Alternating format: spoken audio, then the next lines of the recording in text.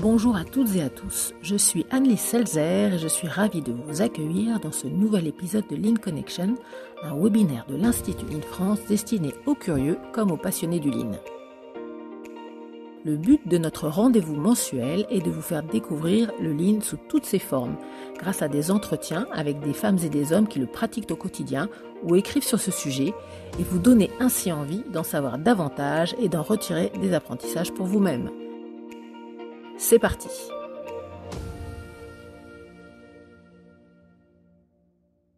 Bravo. Alors, bonsoir à tous. Je vous accueille dans ce nouveau numéro de Lean Connection où je suis ravie ce soir d'accueillir Olivier Soulier. Et nous allons discuter avec toi de ton livre qui vient de paraître il y a quelques semaines maintenant, qui s'appelle Au cœur de l'ingénierie Toyota et que voici. Et qui est un super bouquin dans lequel tu racontes toute la période que tu as vécue dans le cadre d'une coopération entre PSA et Toyota sur la conception de 3 modèles. Et donc, tu étais au cœur, toi, de l'étape, en tout cas, d'ingénierie. Et c'est ça qui nous raconte dans ce livre, sur lequel on va donc passer leurs questions ensemble à discuter, à revenir. On discutait là en aparté un petit peu juste avant avec ceux qui étaient déjà arrivés. C'est un bouquin vraiment, vraiment accessible, clair, super, grâce à la forme que tu lui as donnée, qui a été un choix éditorial important. Et du coup, qui est très accessible, même si on s'y connaît ni en voiture, ce qui est mon cas, ni en ingénierie particulièrement. En tout cas, il n'y a pas d'une complexité liée au métier d'ingénieur. Et du coup, c'est un pari très réussi de ce point de vue-là. Et je pense que ça fait du livre vraiment un objet unique aujourd'hui et qu'on n'a jamais eu un tel témoignage. Donc, merci Olivier d'avoir partagé tout ça avec nous. Et je te propose du coup qu'on le découvre ensemble. D'accord. Merci Annelise. Ah, Bon, tu vas me faire rougir.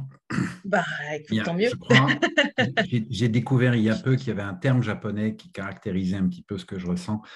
Et je crois, je n'ai pas l'accent, hein, ce mot, c'est mottainai. Ah, Et alors, il y a une phrase pour l'utiliser, mais en gros, c'est l'expression du fait que tous ces compliments ne sont pas mérités.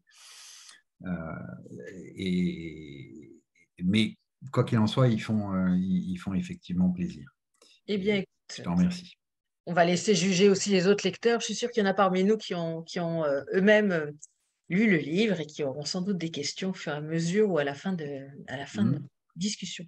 Alors, avant de plonger dans ce livre, j'aimerais quand même que tu nous racontes comment cette aventure a fondu sur toi un beau matin. Tu étais donc à l'époque responsable des métiers, alors j'ai bien noté, responsable du métier du développement des assises et des moyens de retenue Oui, pour PSA. Et un matin, voilà, tu un rentres matin. ou un soir d'ailleurs, je ne sais C'était plus. un matin. C'était un Voilà, en tout matin. cas, voilà, tu es attendu dans le bureau d'un de tes patrons et qui t'annonce cette bonne nouvelle. Mais voilà, comment s'en est arrivé là?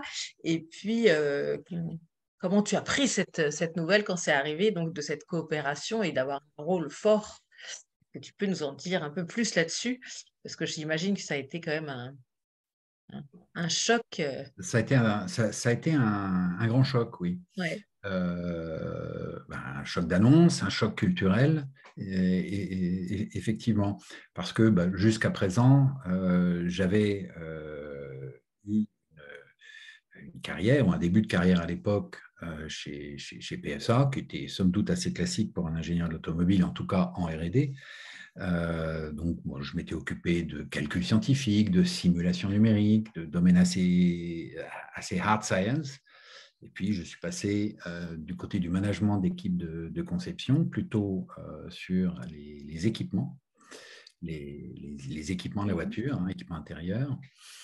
Et j'avais toujours été intéressé, en tout cas,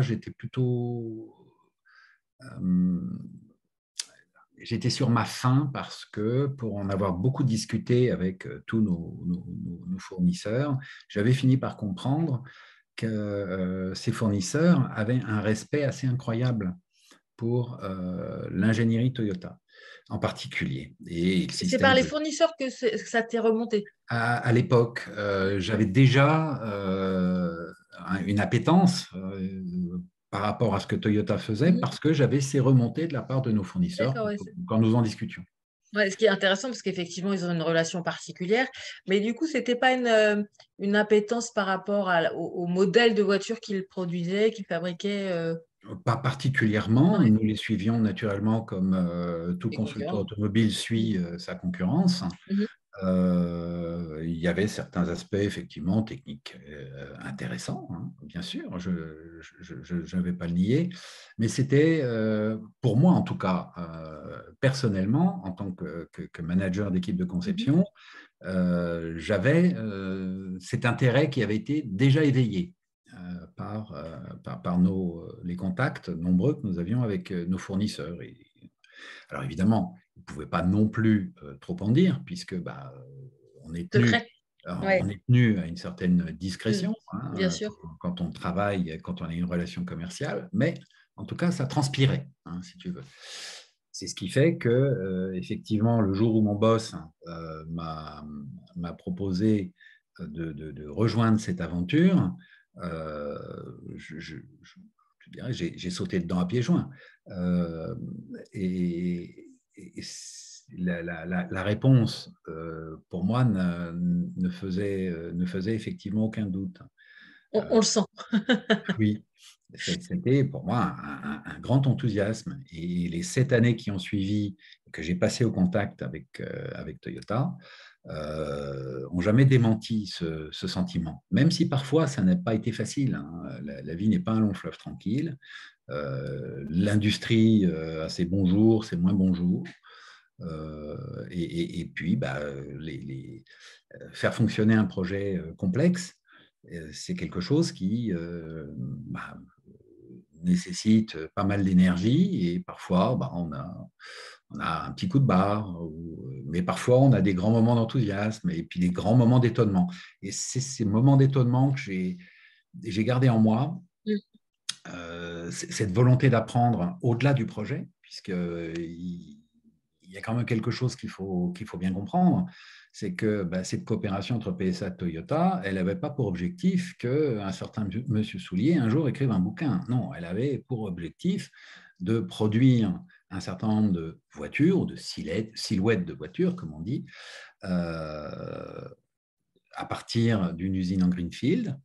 Au début du projet, on ne savait même pas dans quel pays ce serait produit, et de monter ex nihilo un projet complet qui aboutirait finalement à la commercialisation de modèles, que ce soit pour Toyota ou pour Peugeot et Citroën à l'époque, sur une petite plateforme de véhicules, puisque c'était un C107 et Aygo, ça allait devenir C107 et Aygo, c'est une plateforme de petits véhicules qui était l'objectif de cette coopération. Est-ce que du coup, ça veut dire que est-ce que tu connaissais ou pas du tout le TPS, enfin donc le Toyota Protection System? Est-ce que tu en avais entendu parler? Est-ce que c'était loin de toi? Enfin, voilà, quel était ton niveau de connaissance au-delà des fournisseurs du mode de fonctionnement de Toyota? Pour être tout à fait franc, mon niveau de Oui. connaissance était si bas j'avais quelques bribes, qu'on peut vraiment me qualifier de vierge sur le sujet à l'époque. D'accord. J'étais vraiment. Donc tu ne t'attendais à rien finalement non plus.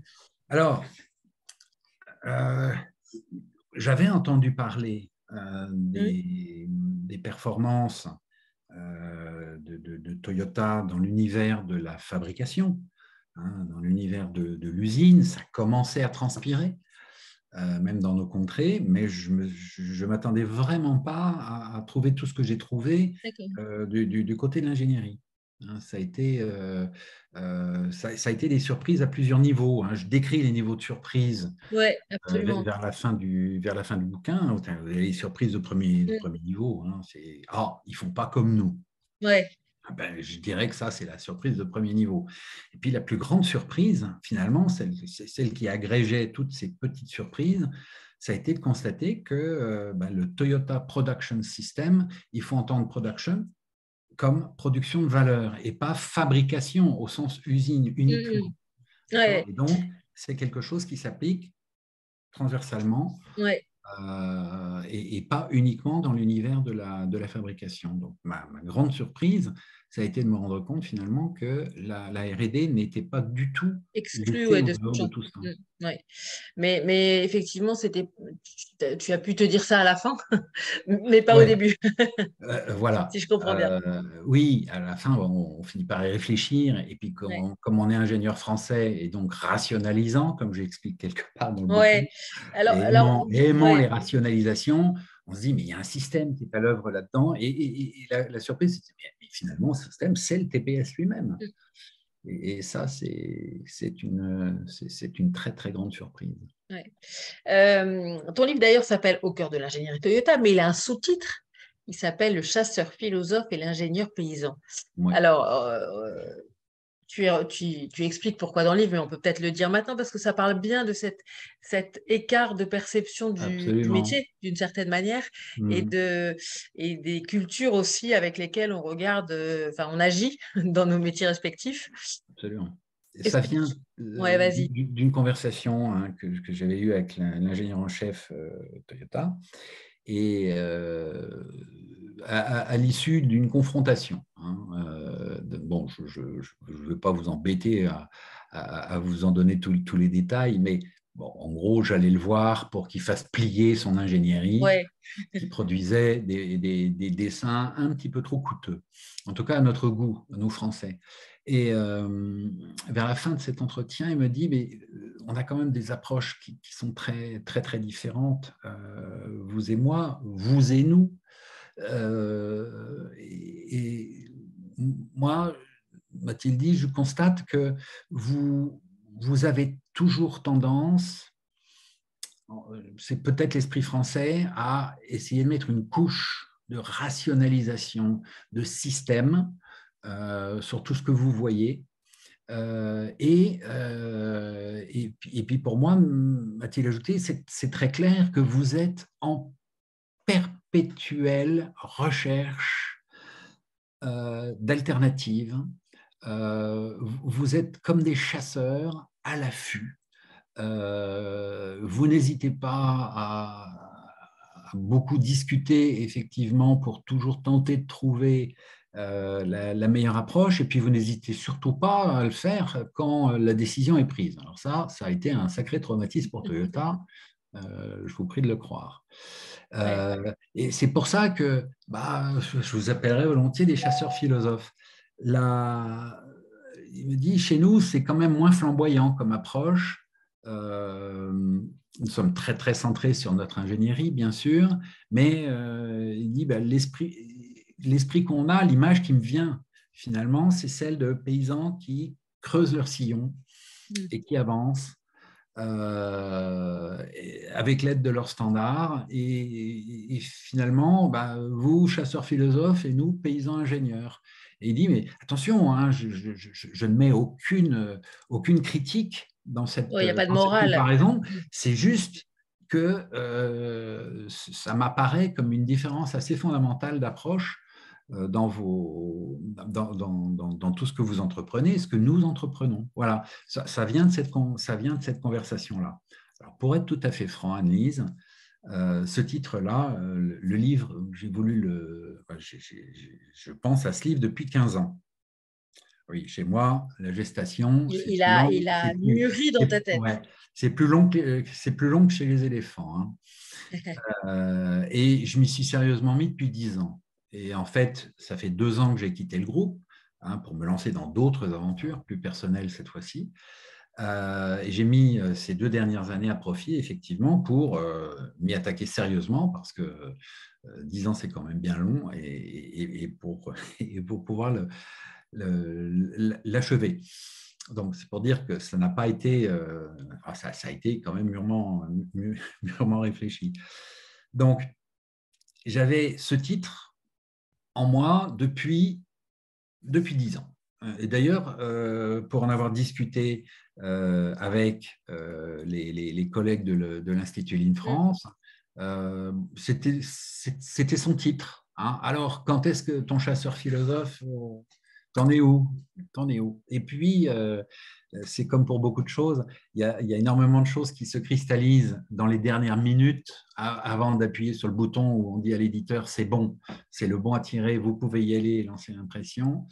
Nous nous sommes dit, avec les camarades de l'Institut Ligne France, notamment avec Richard Karinsky, qui est là, et que je remercie encore beaucoup pour l'énorme coup de main qu'il m'a donné d'un point de vue éditorial. Sans lui, je pense que j'y serais jamais arrivé, et sans beaucoup d'autres personnes à l'Institut Ligne France. Il m'a fait remarquer avec Michael Ballet que quand on veut vendre des cornflakes, il vaudrait mieux écrire cornflakes sur le paquet. Donc, le chasseur philosophe et l'ingénieur paysan,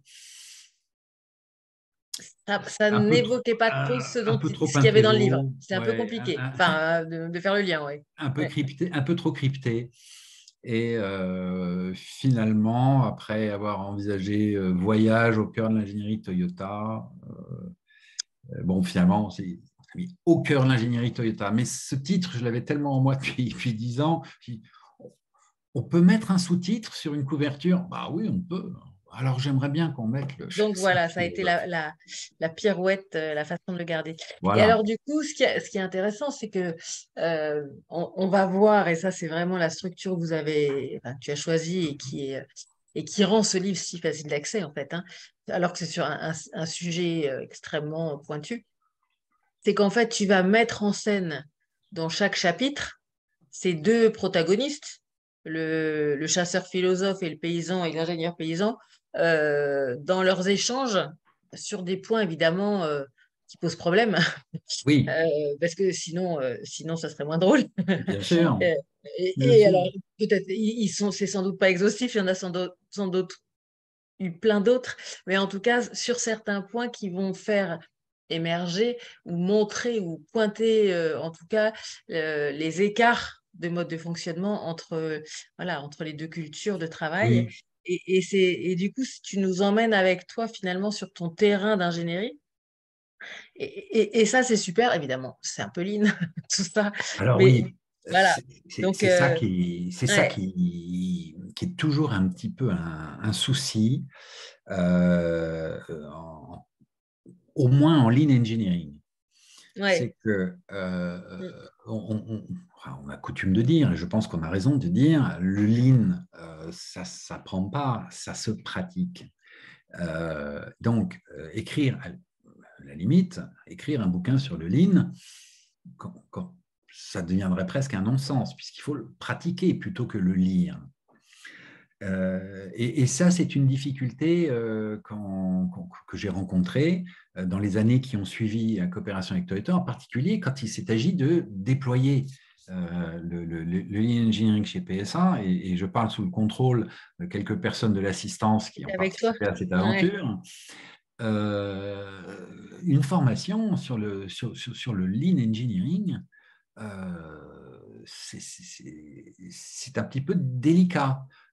Si vous voulez former des gens à un certain nombre de pratiques en lean manufacturing, je dirais, je ne dis pas que c'est plus facile en manufacturing, je dis simplement qu'au moins là, on a la chance de pouvoir instantanément descendre De rendre visible, à ouais. l'atelier et en ayant pris soin de choisir un sujet qui soit porteur. Si on veut parler de 5S, si on veut parler de SMED ou d'installer un andon ou ce genre de choses, on ne va peut-être pas faire la même chose, bien sûr, mais de pouvoir le maqueter. En lean engineering, c'est un petit peu plus délicat. Alors du coup, si je transpose effectivement avec l'écriture de ce livre, dès le début, il m'est apparu que si je voulais au moins avoir une apparence de terrain, ce qui est quand même vital, Mm. le terrain, la réalité qui fait mal, hein, comme disait je ne sais plus quel philosophe. Alors, le meilleur moyen peut-être, ce serait de raconter une anecdote, une ou plusieurs anecdotes vécues, et puis pour donner à voir une exposition du terrain, Ouais, quelque ouais. part, Et- et puis après, de tenter d'en tirer une ou plusieurs leçons, hein, ouais, un si c'est possible. apprentissage, Et c'est ce qui a enfin, dicté, c'est finalement ce qui a dicté mm, la la structure du livre. structure. Il y a aussi autre chose qui a dicté la structure du livre, ce sont les patientes lectures de mes collègues et amis de l'Institut Ligne France.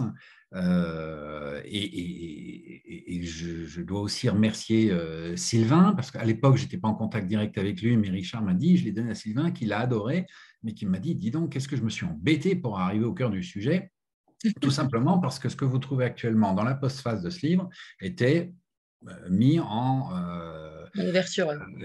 était simplement mis en avant peu après la préface, parce que en bon rationnel, héritier de Descartes, eh bien, introduction, développement, conclusion, il fallait expliquer les données de contexte, ce genre de choses, et tout ça était fort long. Eh bien, on a pris le parti, et ça s'est décidé assez rapidement, hein, dans les jours qui ont Mm. précédé l'envoi chez l'imprimeur, de dire, mais non, finalement, on va prendre un risque et on va plonger directement le lecteur dans l'action. Et on plonge le lecteur dans mon anecdote préférée, que j'ai mis en tête, hein, Le du Jurassic livre, Park. le Jurassic Park, bien sûr. Ouais. Et on verra, hein, on verra pourquoi, hein, je l'ai Mm. placé en tête. Mais je lance le lecteur finalement dans le bain dès l'abord, Ouais. hein, Et ce et que je trouve j'ai pris le risque. intéressant, c'est que tu vois, enfin alors, du coup, c'est un gamepad, c'est un gamepad dans les discussions d'ingénieurs en fait. Oui, Et en fait, le Lean, c'est comment on crée de la discussion, des espaces de discussion, grâce à la visibilisation, enfin, aux problèmes qu'on rend visibles, grâce à tout ça. Mais c'est beaucoup justement sur la discussion. Et comment elle devient, par contre, sur les bons sujets, au bon moment, entre les bonnes personnes, etc. Et en fait, du coup, c'est ça que tu nous montres, c'est la discussion entre ingénieurs à des moments forts où il faut qu'on discute parce qu'on n'est pas d'accord, parce qu'il y a un problème, parce qu'il y a un truc et que voilà, c'est comment on va résoudre la situation et apprendre de celle-ci d'ailleurs. Enfin, ça va être oui. un sujet tout Alors, le temps permanent. bien souvent, hein, mon grand-père m'avait dit un jour, une bonne négo, c'est quand les deux partenaires ne sont pas contents. Euh, donc, on peut vraiment dire Mm. à beaucoup d'égards, effectivement, on a dû prendre des décisions dans cette coopération qui n'ont pas fait plaisir à l'un des deux partenaires. Mais on avait des règles de décision qui étaient saines, qui étaient claires, Mm. et qui ont permis et qui ont effectivement permis d'avancer. Et Toyota a beaucoup appris de cette coopération, PSA a beaucoup appris de cette coopération. Et de ce point de vue-là, ça a été, je pense, un partage très, Fructueux. très, Mm. très équilibré. On a vraiment beaucoup appris les uns des autres, Mm. et ça, c'est remarquable. L'objectif, je me répète, hein, pardonnez-moi, mais l'objectif n'était pas d'apprendre les uns des autres, mais ça a été une conséquence de Mm. de cette coopération. Ouais. Voilà. Bon. Donc du coup, alors, on est en train de parler d'apprentissage et c'est sans doute, enfin, on sait que l'apprentissage est au cœur du TPS et au cœur de la démarche de Toyota, mais du coup, enfin, quand on en a discuté un peu et que je t'ai demandé quelle a été la plus grosse claque que tu as prise finalement en rentrant dans cette façon voilà, dans cette collaboration avec Toyota, tu m'as dit que enfin, ce qui t'avait scotché, et c'est l'objet de ta première anecdote sur le Jurassic Park, c'est justement l'apprentissage au cœur de chaque moment de la Oui, vie d'un projet. Est-ce que tu peux voilà, raconter un peu comment tu t'es enfin, comment ça t'a c'était. saisi en tout cas dans cette conduite de projet? Alors, il va de soi que quand on est placé en situation de manager, on est souvent amené à expliquer des choses. Mais à ce point, je pense que je ne l'ai jamais vu aussi fortement que chez Toyota. Alors, effectivement, on rappelle beaucoup le mot Toyota, hein, puisque c'est le titre du livre. Ça ne fait pas de moi un toyolâtre, mais il y a une admiration qui est inévitable quand on est plongé dans l'action avec ces gens-là et qu'on constate qu'il y a un certain nombre de principes, et en particulier celui que tu évoques, sur la notion d'apprentissage, le mentorat, le tutorat, je ne sais pas exactement comment le dire, qui est pris en charge par chaque manager. Et c'est l'objet de la première anecdote. Finalement, et c'est d'ailleurs un des éléments de leur système d'évaluation des managers, c'est leur capacité à bien former leurs équipiers. Et c'est remarquable de voir à quel point tous les ingénieurs avec qui j'ai beaucoup discuté pendant cette période-là de mon existence professionnelle, tous les ingénieurs japonais m'ont avoué le respect énorme qu'ils avaient pour leur patron, parce que ces gens-là les avaient formés et bien formés, et souvent à la dure. Parce que Ça veut dire quoi, la durée? à la dure, c'est je ne te donne pas tout de suite la réponse. Et c'est quand même bien. Je te stimule dans ta réflexion. Ouais, ouais. Et c'est pour ça que je me permets une incursion dans ce chapitre-là pour dire, en tout cas dans la synthèse que je fais après, mais ça ressemble quand même un peu à de la maïotique socratique, hein, à l'art d'accoucher les esprits.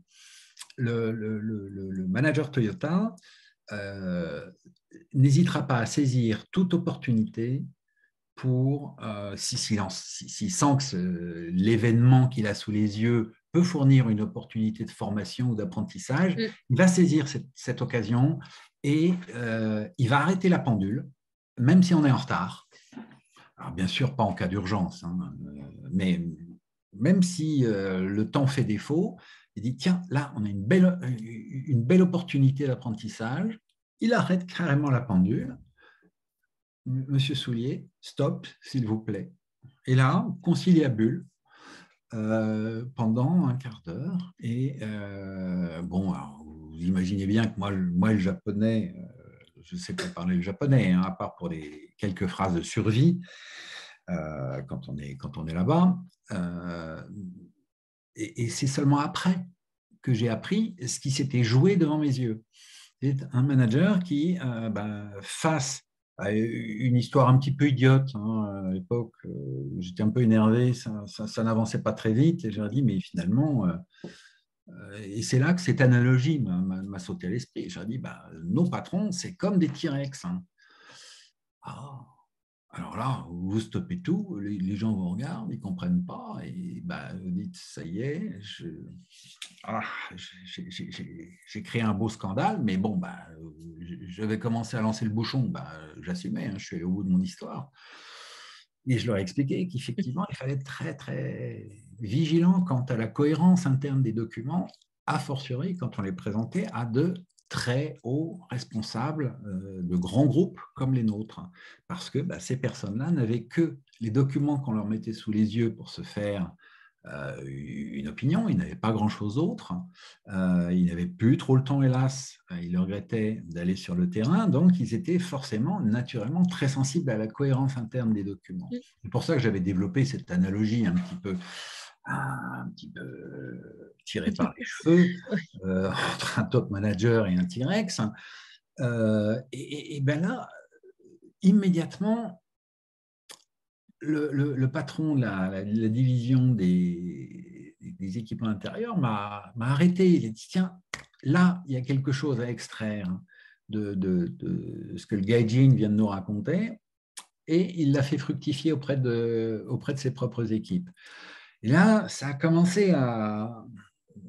C'est remarquable. Là, il y a un switch qui s'est fait là-haut, et j'ai commencé à être attentif à ce genre de choses. Et je me suis rendu compte qu'à plein de petites micro-occasions, le manager était souvent là pour attirer l'attention de son collaborateur sur tel point, pour mieux le faire réfléchir. Et sans très rarement lui donner de réponse à apporter, mais toujours en le questionnant, un peu à la manière d'un Socrate finalement, en le questionnant pour l'amener à changer le projecteur de son regard, pour l'amener à changer d'angle. Hein. Je ne vois pas l'objet de la même façon selon l'angle d'éclairage, et ça, ils sont vraiment passés maîtres dans l'art de « je change l'éclairage pour montrer à mon collaborateur qu'il y a peut-être d'autres façons de voir les choses, d'autres opinions, d'autres parties prenantes. Et ça, c'est quelque chose qu'on développe beaucoup dans la résolution de problèmes en particulier. Absolument. Et en fait, ce que tu nous dis là, c'est que euh, quand on connaît le TPS en action dans la fabrication, dans la production, c'est évidemment des choses assez classiques qu'on Oui. peut découvrir. Et en fait, enfin, ce qui est surprenant, c'est que ça a lieu aussi finalement sur de l'ingénierie où on a des gens qui ont déjà un niveau de connaissance et, et d'expertise assez Oui. fort, pardon. Et du coup, bah, la logique est exactement la même. Et le chef des ingénieurs, le manager des ingénieurs, a le même rôle Hmm. qu'un manager d'équipe de team member. Et Oui. voilà. Alors, il y a aussi autre chose, hein, Mm. moi, j'ai constaté à l'époque. Alors, entendons-nous, hein, Annelise, je parle de ce que j'ai vécu entre 2000 et 2007. Bon, je n'ai pas de raison de supposer que ça ait beaucoup changé, dans la mesure où cette entreprise dont Ouais. nous parlons Elle a continue plutôt continué à croître. à Ouais. croître et à avoir des succès. Ouais. Euh, et, et ça me montre quelque part qu'il y a un principe assez universel qui est à l'œuvre chez ces gens-là. Mm. Parce que moi, quand on m'a dit la devise de Toyota, c'est on fabrique des collaborateurs plutôt Mm. que des voitures, j'ai dit oui, oui, bon, ok, c'est bien. Il est joli, Vous êtes il est gentil, joli, mais il y a quand même des voitures. ouais, il est joli votre slogan, mais il Ouais. y a quand même des bagnoles. Et ça, c'est une très grosse surprise, c'est de me rendre compte que ça n'était pas qu'un slogan, il Mhm. était profondément vécu. Et ça, c'est une claque, hein. Euh, et, et ça a ceci de positif aussi, je dirais, c'est que euh, ça rend, en tout cas, ça donne une noblesse phénoménale au rôle de manager. Mm. C'est clair. C'est Euh, clair. Mm. ça, Ouais. c'est plutôt très chouette, hein, je Ouais. dirais. Oui. Alors, euh, un autre aspect qui est profondément, enfin, qui est alors, très surprenant pour toi, mais peut-être encore plus pour moi, qui ne suis pas ingénieur, en tout cas de formation, c'est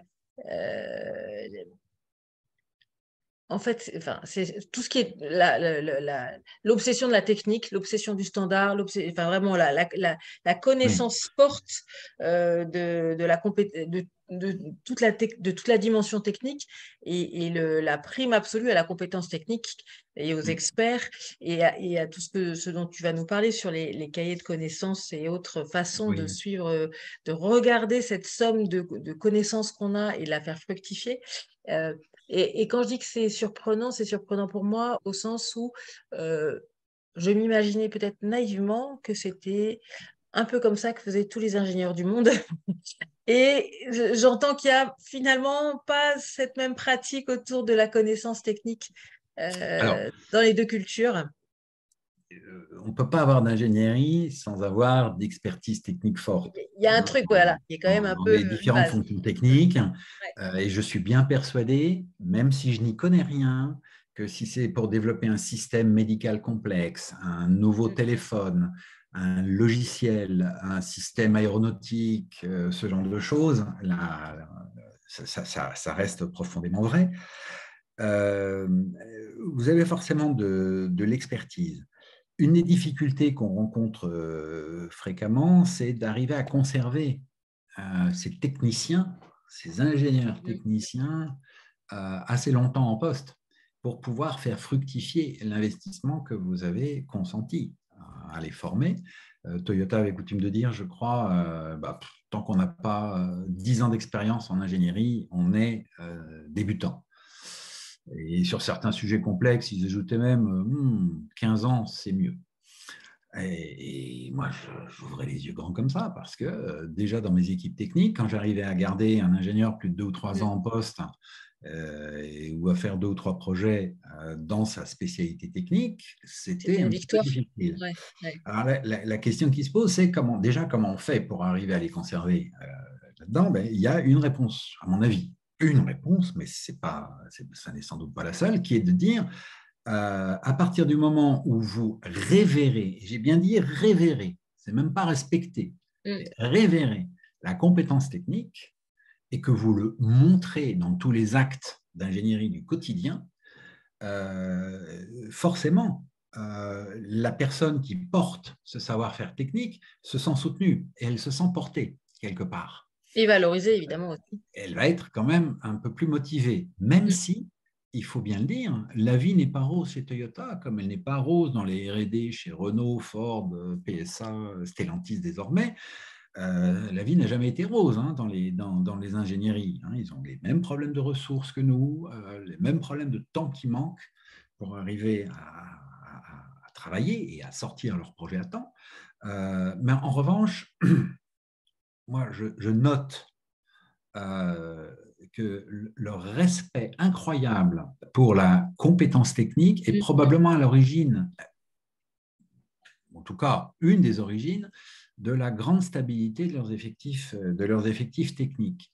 Et ce qui se passe, Anne-Lise, c'est que nous sommes en moyenne des humains moyens, et quand tu passes 15 ans de ton existence à dessiner des serrures de capot, au bout de 15 ans, tu as quelque chose à dire sur les serrures de capot. Voilà, tu les connais un peu quand même. Ouais.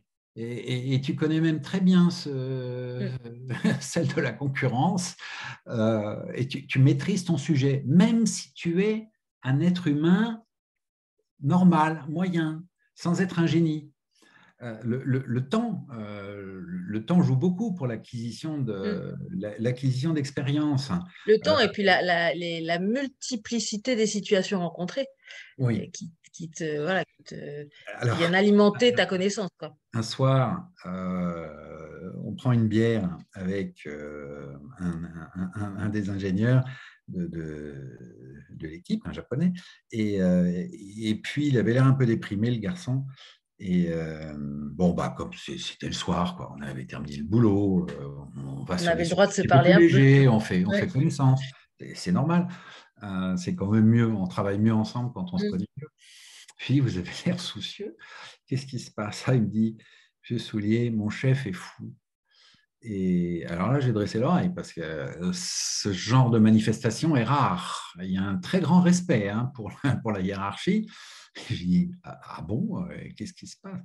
Et il me dit, Monsieur Soulier, ça fait 10 ans que je suis en charge avec mes techniciens de concevoir alors je ne sais plus ce que c'était la fonction des charnières de porte, notamment des charnières de porte, des charnières d'ouvrant.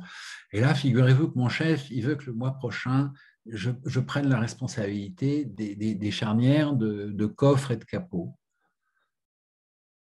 Et là, j'ai éclaté de rire. Et il me dit, mais c'est pas très poli, Monsieur Soulier. Il se braque de vous moquer de moi comme ça. Oh, je lui dis, pardonnez-moi si c'est l'impression que ça vous a donné, mais non, je me moque. Je vous promets que je ne me moque pas de vous, je me moque de nous.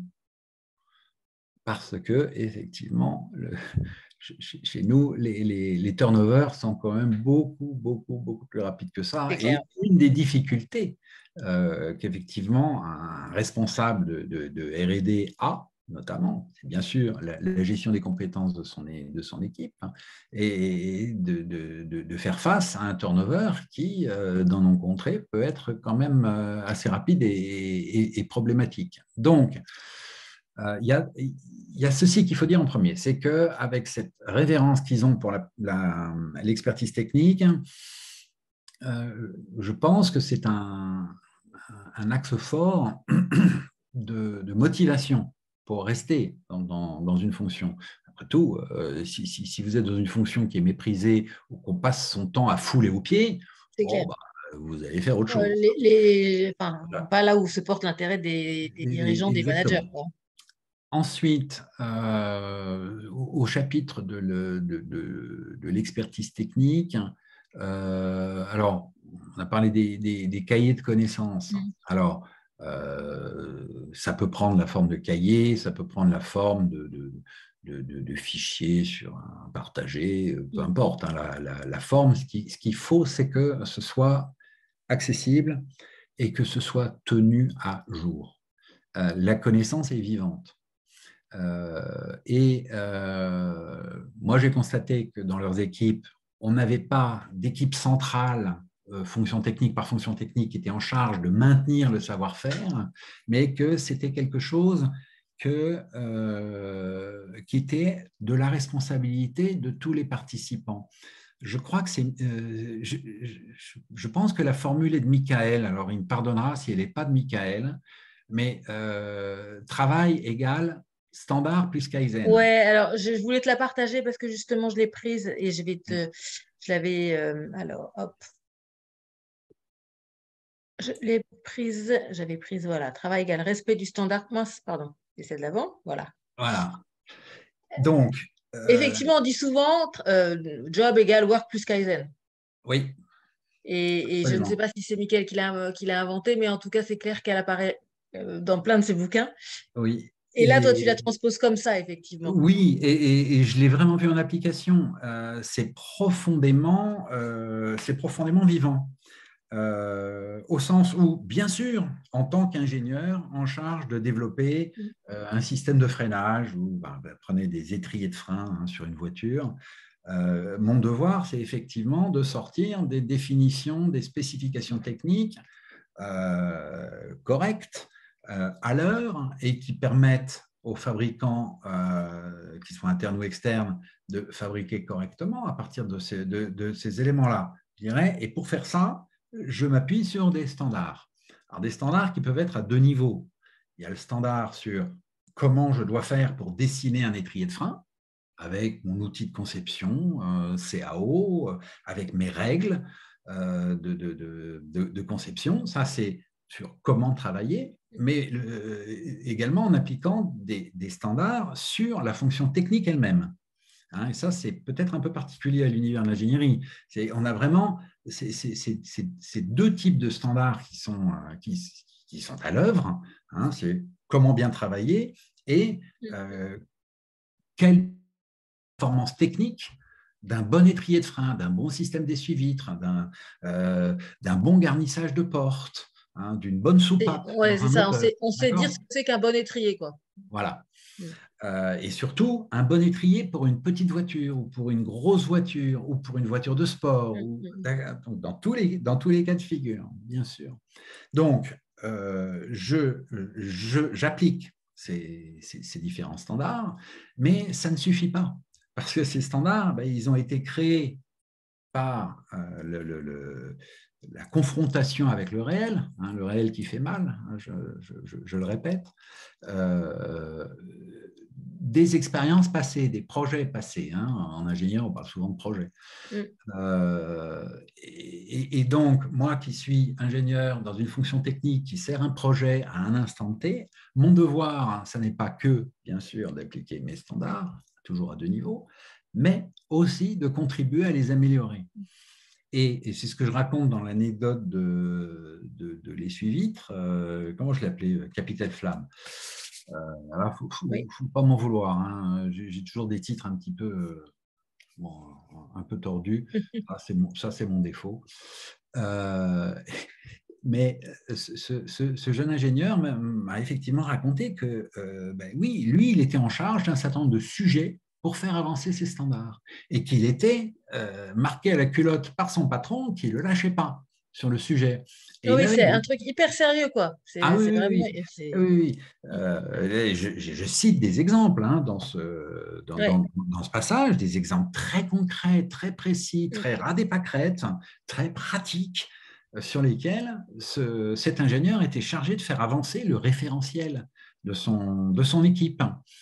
Donc là, il y avait l'anticorrosion notamment, et puis il y avait également une forme de retour d'expérience sur les délais d'obtention, hein, parce que les délais, c'est toujours important, bien sûr, dans l'industrie, de telle ou telle technologie par rapport à telle autre, parce qu'ils avaient été frappés par certaines performances techniques des fournisseurs de la galaxie PSA, qui n'avaient pas trop eux-mêmes l'habitude de connaître, et ils avaient vu des choses intéressantes.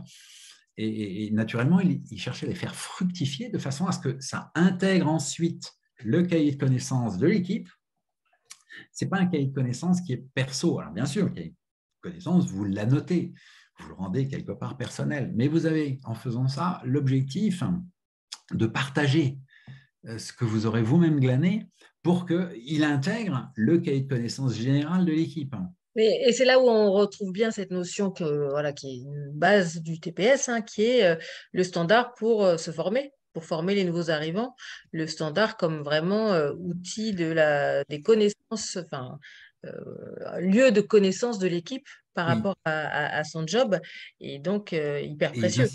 ils insistent Mm. beaucoup là-dessus. Mm. L'épisode chasseur-philosophe, là, Ouais, il vient de là, en fait, évidemment. et, que je relate avec la discussion avec l'ingénieur en chef, c'est à un moment donné, ben, j'ai essayé de faire plier l'ingénieur en chef, puisque je n'ai pas réussi à faire plier l'ingénieur japonais.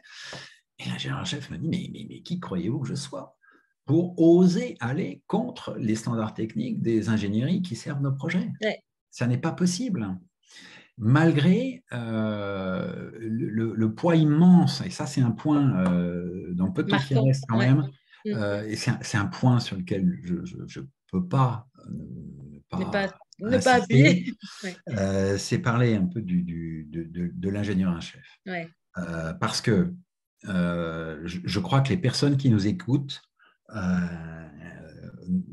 auraient beau jeu de me dire, mais attends, des fonctions techniques super fortes, mais ça doit faire des silos pas possible. Et effectivement, ça fait des silos assez costauds. Et on sait bien que les silos, ce n'est pas forcément bon pour une bonne transversalité, et en tout cas pas forcément bon pour le client à la fin. Parce que, je ne sais pas si je le dis à un moment donné, une bonne voiture, ça ne peut pas être la somme des meilleurs Ouais, pneumatiques, des absolument. meilleurs Ouais. essuie-vides, des meilleurs sièges, des meilleurs C'est un moteurs. peu autre C'est pas chose, ouais. possible. Elle n'existe pas, cette voiture. Elle ne se monte pas, tout simplement. Donc, à un moment donné, il faut faire ce qu'en termes pudiques, on appelle une synthèse, ce qu'en termes un peu moins châtiés, on appelle des compromis. Et compromis est un mot noble, contrairement à ce que certains voudraient nous faire croire ces temps-ci. L'art du compromis est un art noble.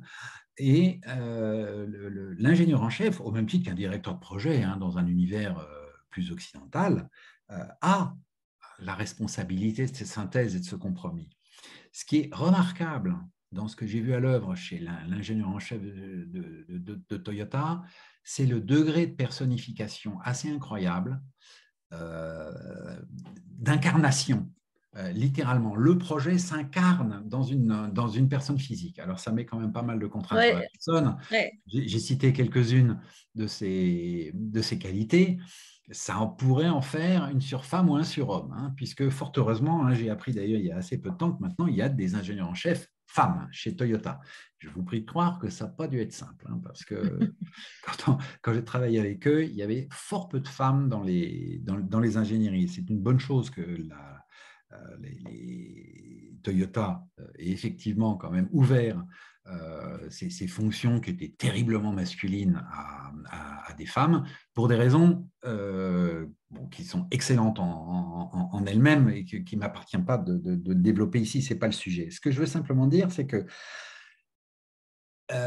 l'ingénieur en chef, il est d'abord dans le respect. Et dans le respect des savoirs des personnes qui servent son projet. Mais, à un moment donné, le compromis ou la bonne synthèse exige qu'on chamboule un peu le statu quo, faute de quoi vous n'avez pas de réelle innovation. C'est même l'innovation, la plupart du temps, elle vient du fait qu'à un moment donné, quelqu'un a mis un coup de pied dans la fourmilière. On cite souvent le cas du véhicule hybride chez Toyota, qui résulte notamment d'un de ces coups de pied dans la fourmilière. Mais à un moment donné, quand la somme des standards techniques qui sont à sa disposition ne lui permettent pas d'atteindre les objectifs qu'il s'est fixés en accord avec l'organisation pour son propre projet, l'ingénieur en chef est confronté à un dilemme. Et c'est pour ça qu'il doit choisir ses batailles. Il ne peut pas être dans une guerre permanente. Et donc, il se focalise sur les dilemmes, j'aime bien ce mot dilemme, pour challenger les silos Oui, c'est ce que j'allais techniques, dire, c'est les qu'il porte le fonctions challenge, en techniques, fait. pour faire avancer la science. Ouais. Il Parce porte que le challenge de là où on veut aller, enfin, en tout cas ouais, oui. de la Et réussite souvent, du ce projet. challenge, Mm. on a appelé ça, je crois, la YET philosophy. Pourquoi? Parce que dans un concept paper, hein, c'est ce document qui est censé être Mm. un document très court qui décrit le projet, hein, je cite, ne pouvons pas citer un concept paper japonais, je donne l'exemple de la TPV, hein, ce qui est devenu la 2 chevaux, qui est Ouais. fierté quand même, c'est un concept paper français dans les années 30. Donc, on ne peut pas dire que les Japonais aient inventé le concept. Eh bien, souvent, il y avait, je ne sais plus sur quel projet, c'était a pleasant ride, yet a low fuel consumption. Mm. Donc, une bonne tenue de route, un bon confort, mais, ou yet, mais une consommation C'est les de fameux carburant trade-off, en fait. maîtrisée. C'est les fameux Et trade-off. quand on est ingénieur et quand vous parle de, je ne sais pas moi, tiens, il ne faut pas que l'échappement fasse beaucoup de bruit, mais en même temps, il ne faut pas qu'il balance trop de contre-pression sur le moteur parce que les performances du moteur ne vont pas être bonnes. L'ingénieur qui sait un petit peu de quoi il parle quand il vous parle de pot d'échappement, il vous dira, mais attends, t'es ma boule, c'est totalement contradictoire.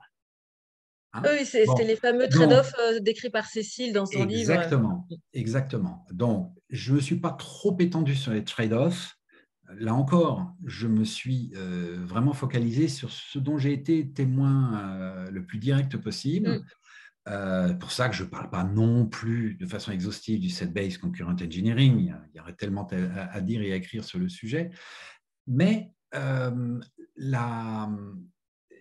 la notion importante avec le chief engineer, c'est qu'effectivement, sur les sujets pour lesquels il estime qu'on est au cœur de son concept paper, là, il va se bagarrer. Il va Ouais. faillir avec les ingénieries, il va les pousser dans leur retranchement.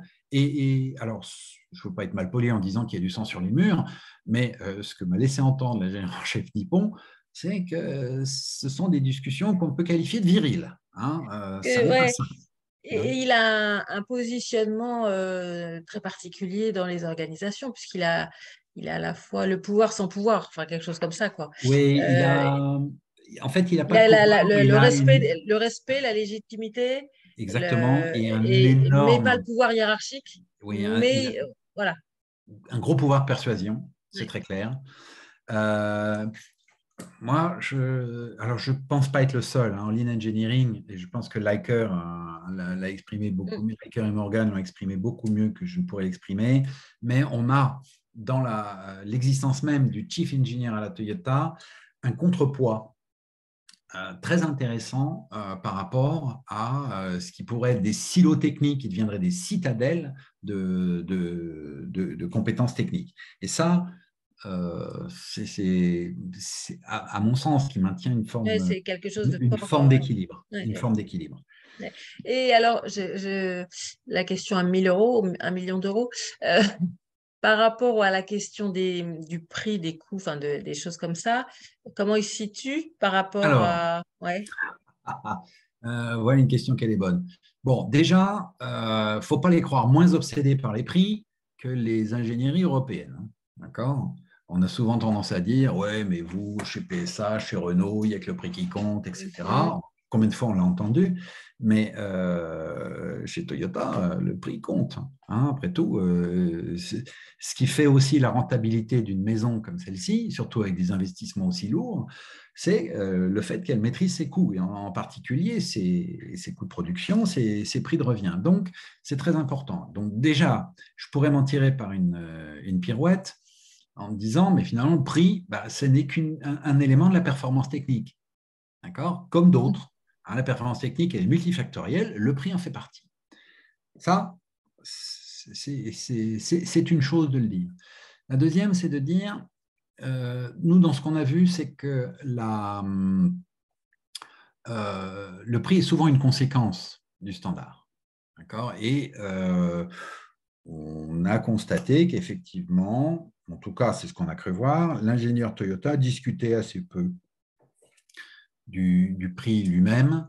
Bien sûr, il y a des acheteurs chez Toyota.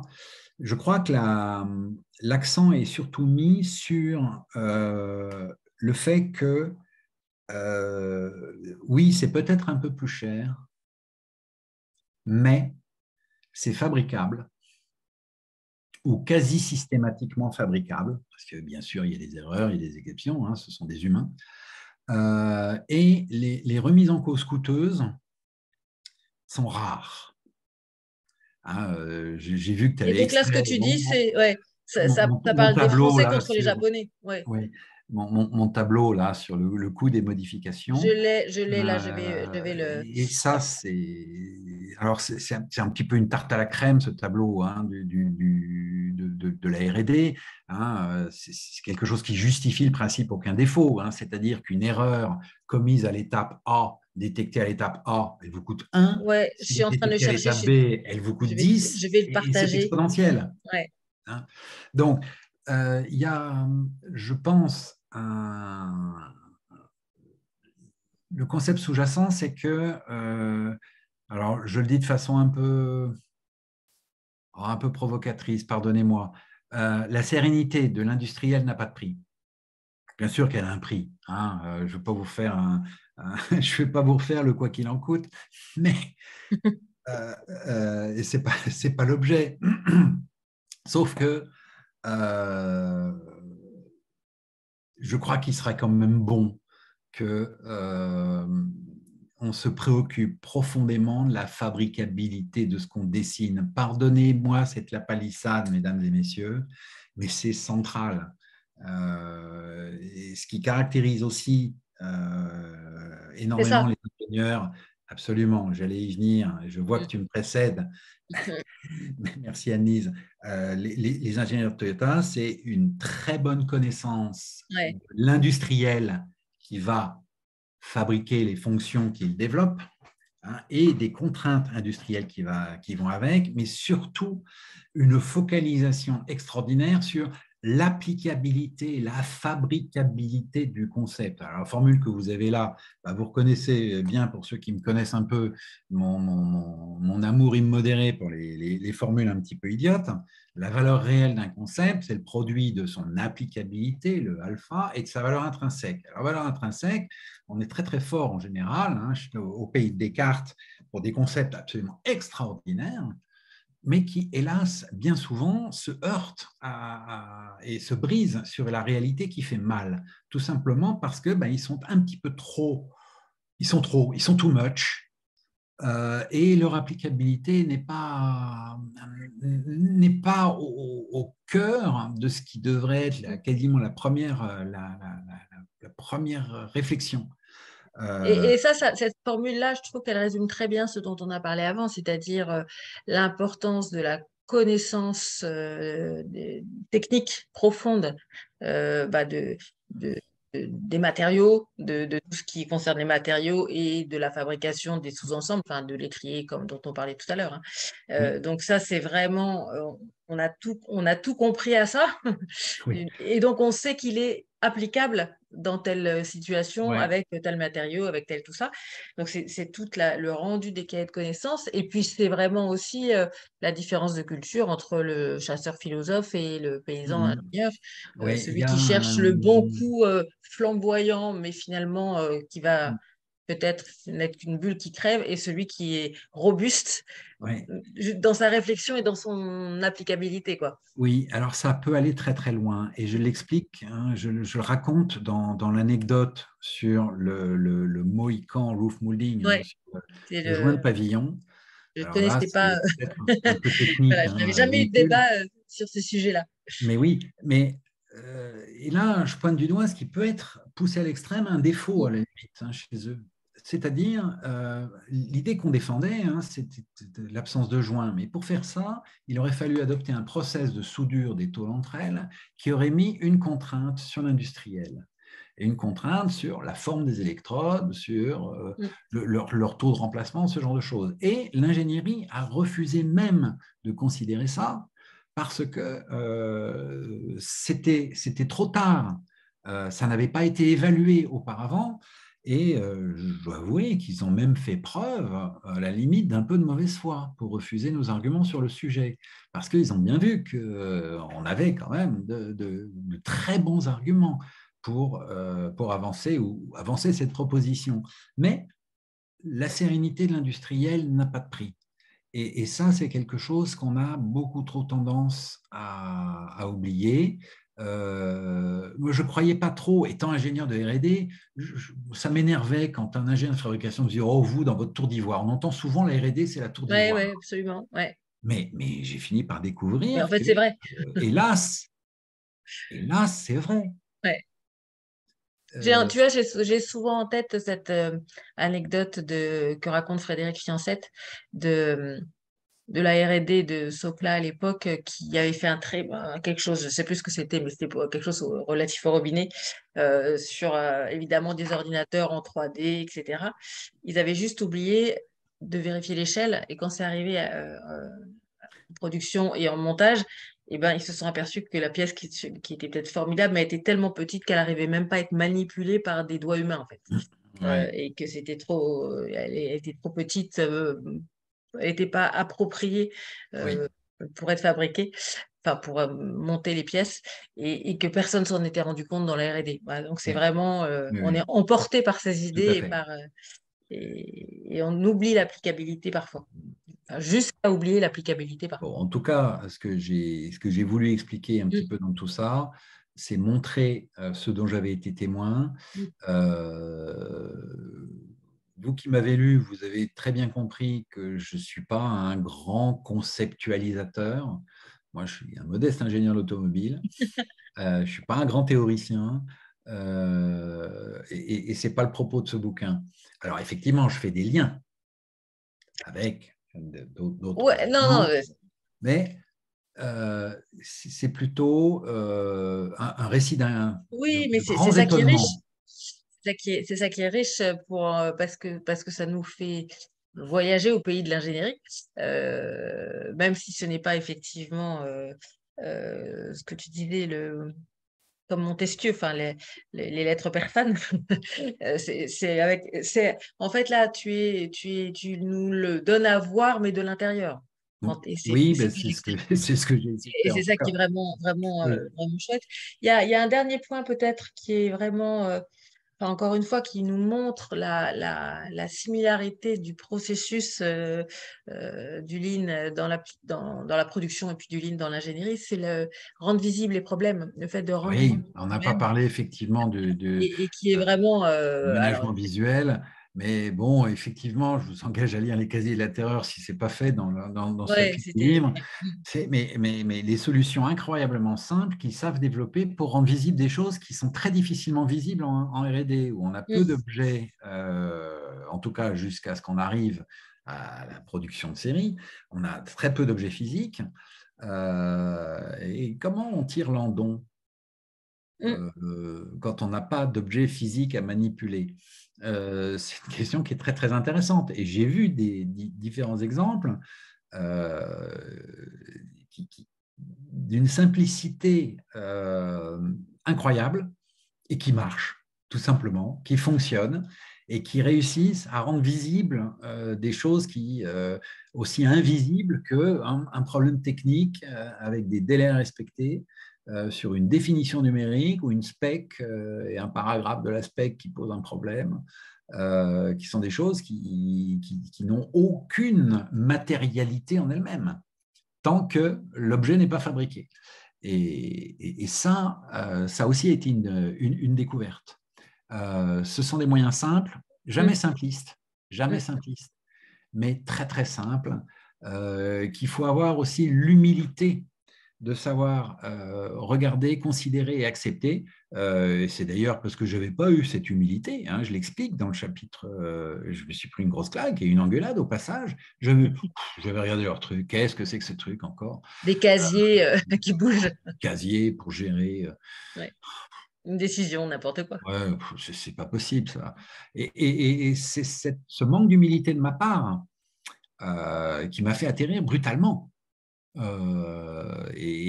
Mm. la découverte, quand elle est brutale, elle est profonde, hein. Euh, je crois qu'on en a tous fait l'expérience. En tout cas, une période riche, Oui, riche et qui est, on sent, a profondément changé finalement aussi. puisque Oui, pas mal. Oui, ouais, oui, oui. tu n'as plus fait ton job de la même manière après. Non, c'est clair, c'est Ouais. clair. Alors, j'avais en moi pas mal d'opinions préconçues sur le travail de l'ingénieur, hein. Mon papa est ingénieur, son papa est ingénieur, on en parlait, hein. Comme les familles de médecins racontent des histoires de Ouais. médecins, hein, on pouvait raconter des histoires d'ingénieurs.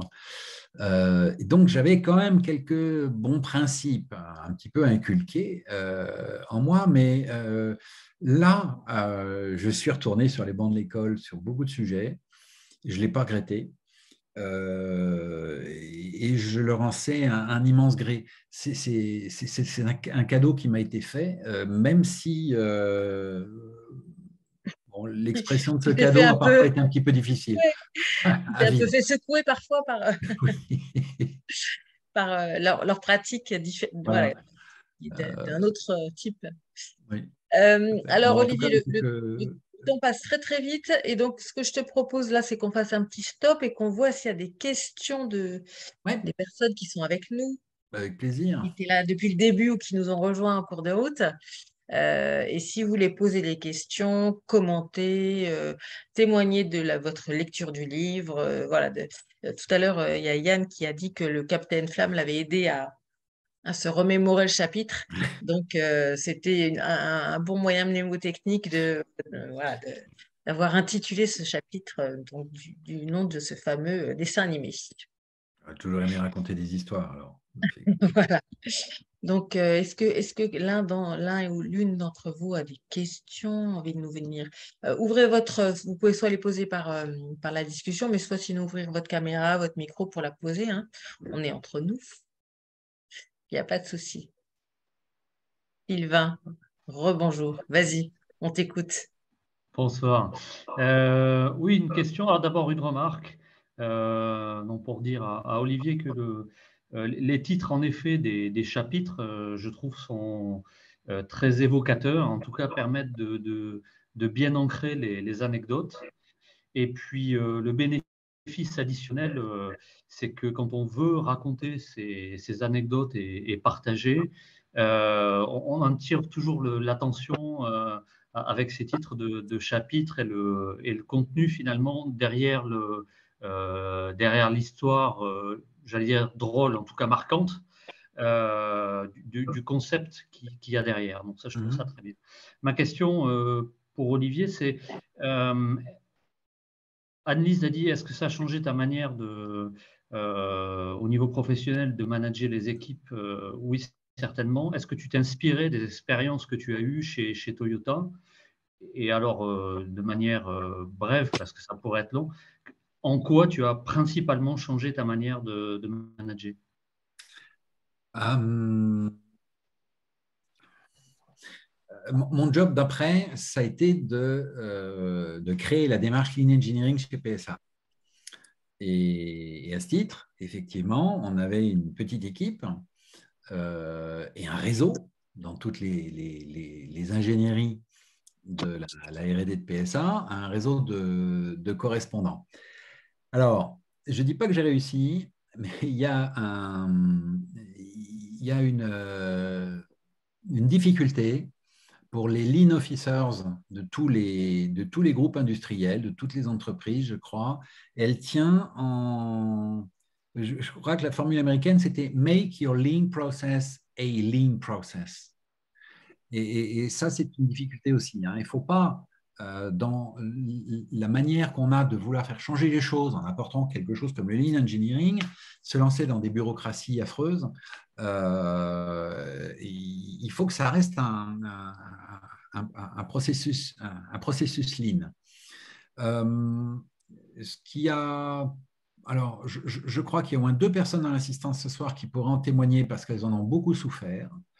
En tout cas venant de moi, c'est cette manie que j'ai beaucoup développée d'essayer de citer par l'exemple, par la situation concrète au plus près du terrain et de raconter les histoires qui vont avec pour les rendre applicables. Donc cette expérience-là m'a beaucoup changé de ce point de vue-là.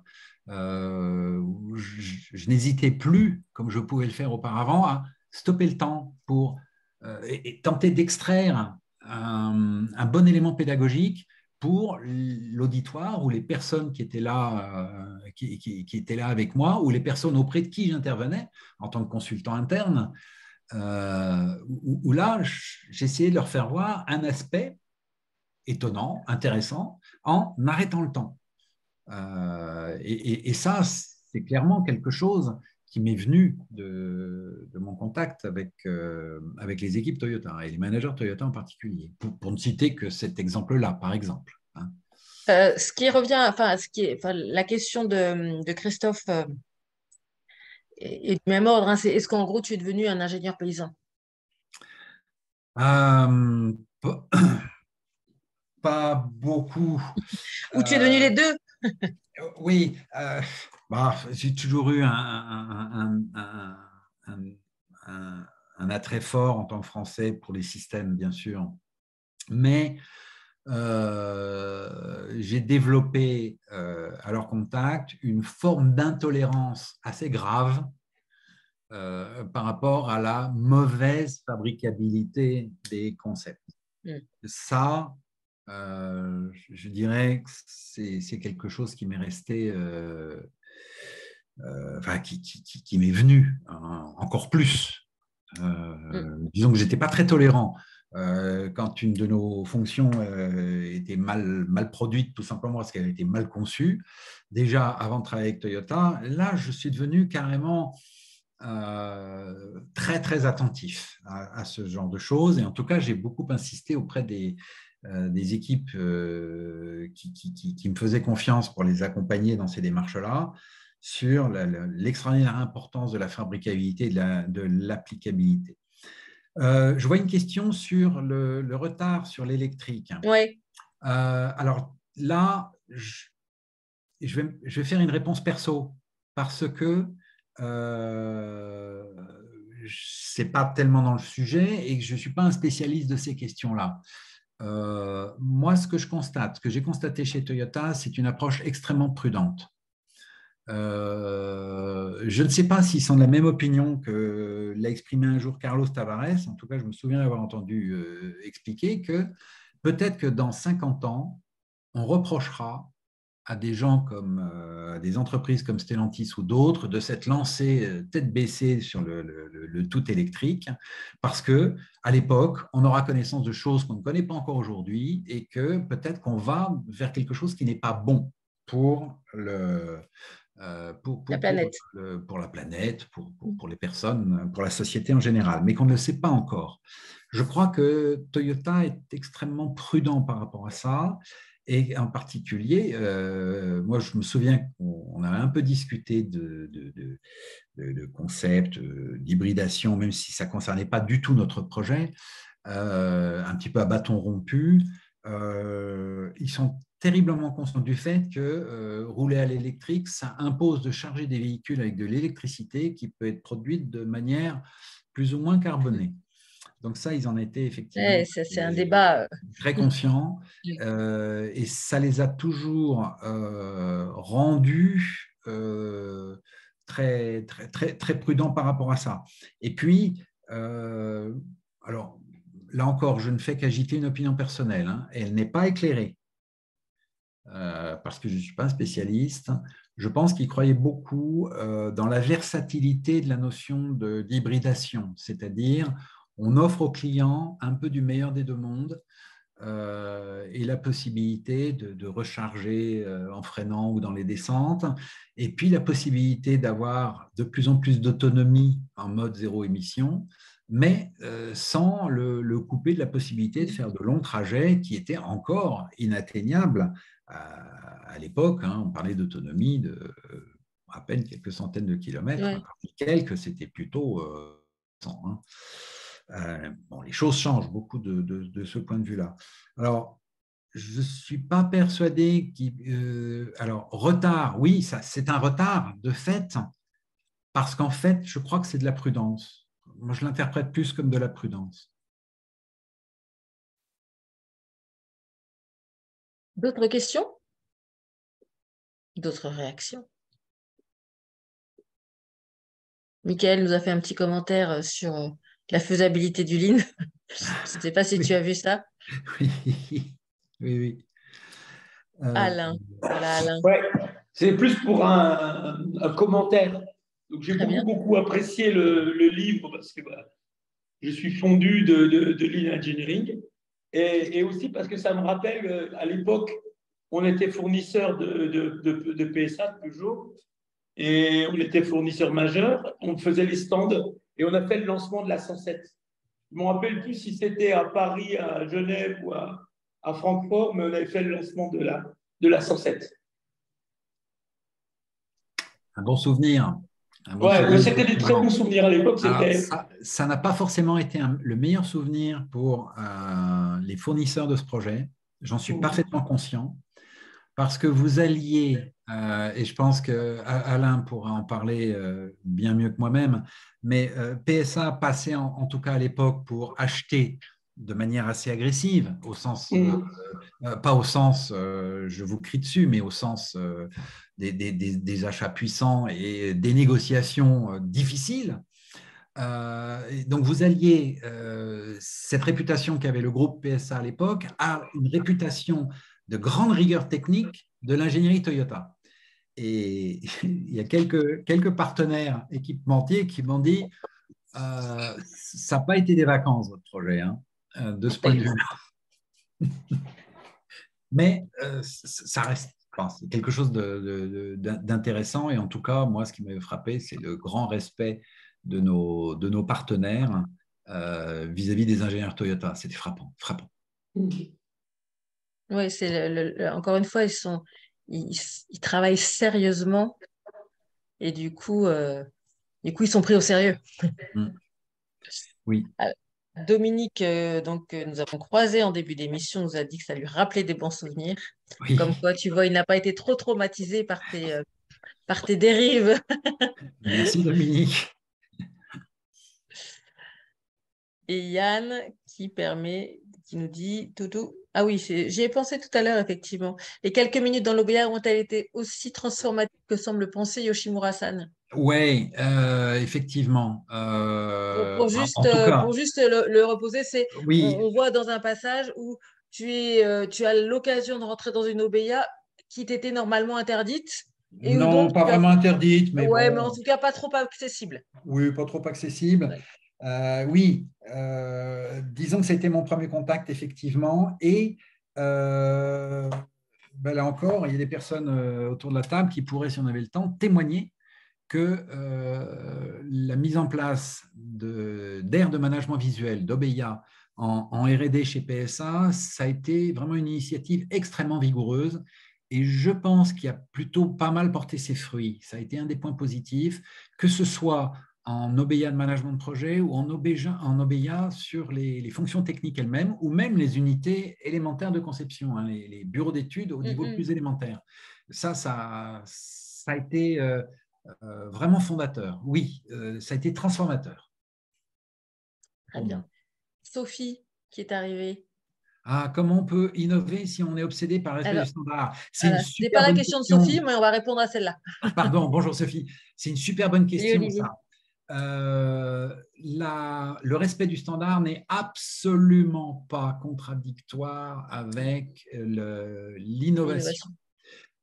Ne serait-ce que parce qu'au niveau global, faut voir que on ne parle pas d'une seule équipe, on parle de centaines, de milliers d'équipes. Quand on parle de grosses R&D, on manipule des chiffres en probablement dizaines de milliers de personnes. D'accord ? Donc, ça commence à faire une grosse masse. À partir du moment où vous respectez un standard, vous êtes forcément dans l'économie des moyens. Je ne vais pas développer, mais vous respectez un standard, vous êtes forcément économe par rapport à foisonner, à faire le tout fou, à essayer des trucs, à vous rater, etc., plutôt que d'appliquer des recettes éprouvées. Donc déjà, vous avez un facteur d'économie important, surtout quand on parle de milliers de personnes. Et ces facteurs d'économie mis bout à bout vous permettent de dégager des ressources pour faire de l'innovation. Premier élément de réponse. Et ça, on a trop tendance à l'ignorer. Deuxième élément de réponse, et là, je vais me permettre d'être un petit peu vigoureux là-dessus aussi, mais le respect d'un standard n'exclut surtout pas, on a même le devoir d'innover sur son propre standard. Et c'est l'objet aussi du Kaizen, quelque part. Le fait d'arriver à améliorer son propre standard est une forme d'innovation.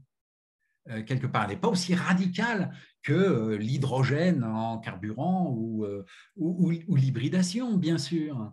Mais c'est quelque chose qui vous permet de laisser vivante l'étincelle de trouver autre chose, de faire autre chose que le respect du standard auprès d'équipes d'ingénierie qui sont par nature inventives, puisque le propre de la R&D, c'est de servir des projets dont on ne sait pas tout au début. Il va falloir inventer des choses nouvelles, même si on respecte des standards. Et donc, c'est en ce sens que je maintiens que l'obsession pour le respect du standard n'est absolument pas incompatible avec l'innovation, bien au contraire. Et Michael nous a Je peux rebondir. Eric Ménard, j'étais dans les premiers disciples d'Olivier chez PSA. Et en fait, Olivier a cité rapidement les trade-offs. Et moi, finalement, ce que je retiens 10 ans, 15 ans après, de ce qu'une entreprise Lean a retenu pour son ingénierie, c'est la connaissance des trade-offs et donc la capacité à prendre des décisions, et donc potentiellement des décisions innovantes, sur une base robuste et avec en fait toute l'entreprise qui va être derrière, parce que l'entreprise collectivement sait que c'est comme ça qu'on fait l'arbitrage. Ça, c'est un des éléments pour moi et que j'ai retrouvé en fait dans le cabinet où je travaille maintenant, dans la practice Lean Engineering. On insiste énormément là-dessus.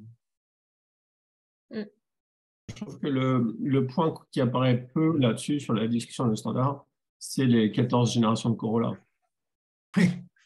C'est-à-dire qu'en fait, le truc auquel on passe complètement à côté, c'est qu'un produit vu dans ce concept de Lean Engineering n'est pas juste un produit fait from scratch.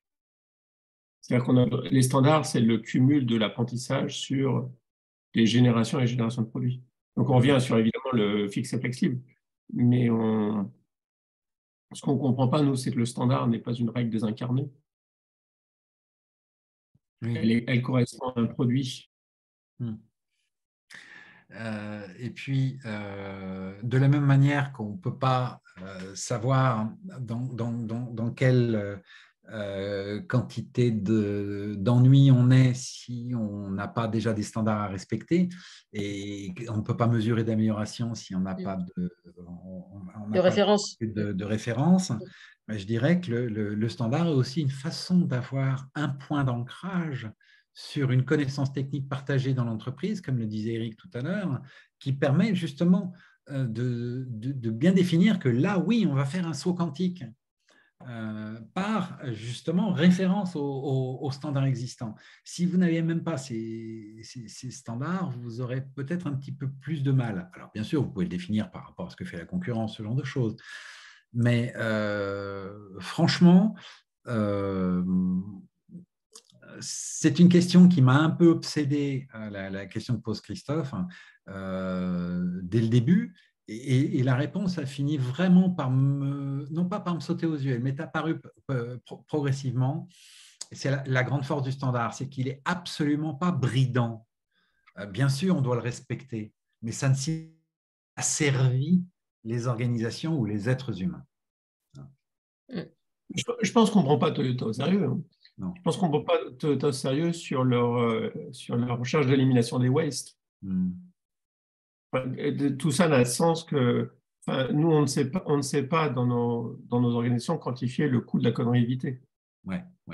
Et donc, comme on veut faire le bon produit, plutôt que ce qu'ils essaient de faire, c'est d'éviter de faire le mauvais, je veux dire, l'ensemble des trucs que tu racontes n'a aucun sens, en fait. Oui.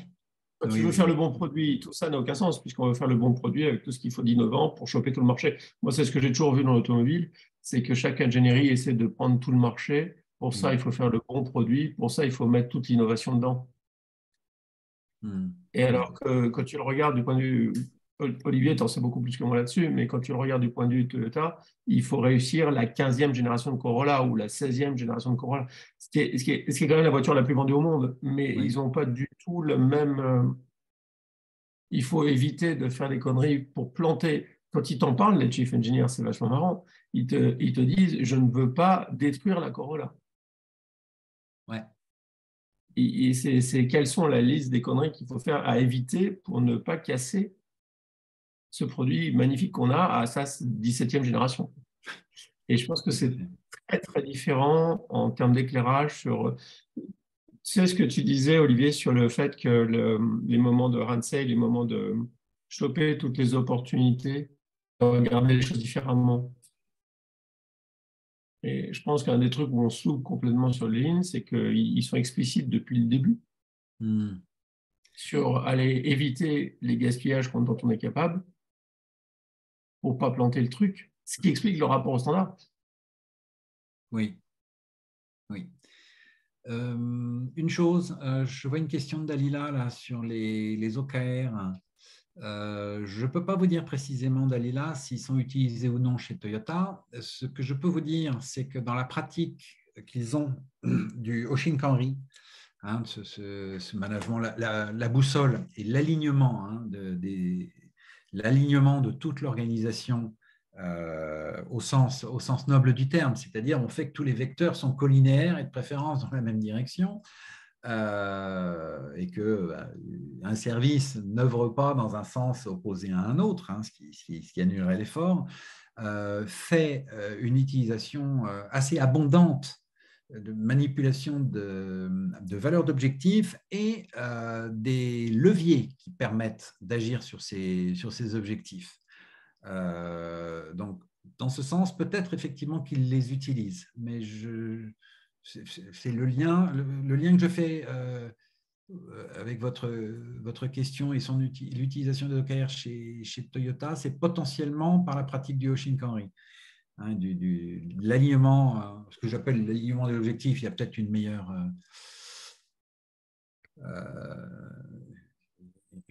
explication. Alors effectivement, si c'est le Oshinkanri du pauvre, oui, donc c'est pas contradictoire, ouf, avec ce que je viens de vous expliquer. Je vous aurais expliqué le contraire, là j'aurais été mal, mais là effectivement, le Oshinkanri du pauvre. C'est la même chose, hein. Oui. C'est une question de perspective, parce que l'alignement des OKR, c'est pour réussir, et d'où on échoue.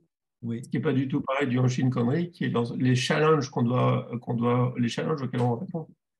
Je pense que celui qui avait mieux vu le truc, c'était quand même Benjamin Correa. Il faut vraiment qu'on apprenne à penser à l'envers. Notre management, nous, vient des plantations d'esclaves. On est obsédé par l'applicabilité. C'est vachement intéressant, la faisabilité. C'est comme, tu vois, que penser du VFN et du MIFA, Olivier? Ah oui. Mais plus applicable, mais ça t'amène à des conneries. Le MIFA est moins applicable, mais c'est le bon truc à faire. Compliqué ce truc. Oui, tout à fait. Et je pense qu'on est obsédé, nous, par l'applicabilité, pas par l'implication des gens et les faire réfléchir. À la connerie à éviter. C'est ce qui les rend prudents, en fait. Oui. En tout cas, moi, ce que je peux vous dire, parce qu'il est peut-être temps de conclure, on a carrément dépassé une demi-heure le temps imparti. C'est pas très grave, tu sais, on est… D'accord, ok, donc j'avais peu peur de ça. Moi, ce qui me ferait plaisir de vous dire, c'est que vous avez compris que moi qui ne suis pas auteur, le processus a été un peu long et voire même carrément douloureux. Bon, tu rigoles. On en a parlé quand la première fois? Oh, il y a… Que sais-je? Oh là là. Il y a plus de 10 ans, il y a plus de 10 ans. Il y a plus de 10 ans, Olivier. Oui, bien sûr. Ça valait le coup, non? Oui, alors, quand je lis vos retours ou je vous entends parler, bien sûr, je rosis de bonheur, mais surtout, c'est merveilleux parce que je me dis, mais j'ai ce temps que j'ai investi parce que je sentais que j'avais besoin et puis j'étais poussé aussi, notamment par certains qui viennent de s'exprimer ici autour de cette table. N'est-ce pas, Michael? J'étais bien poussé pour je ne vois vraiment pas de quoi tu veux parler. Je ne vois vraiment pas de quoi je veux parler. Ça paye de tous ces efforts-là. Et je vous avoue que c'est un bonheur incroyable. Et tant mieux.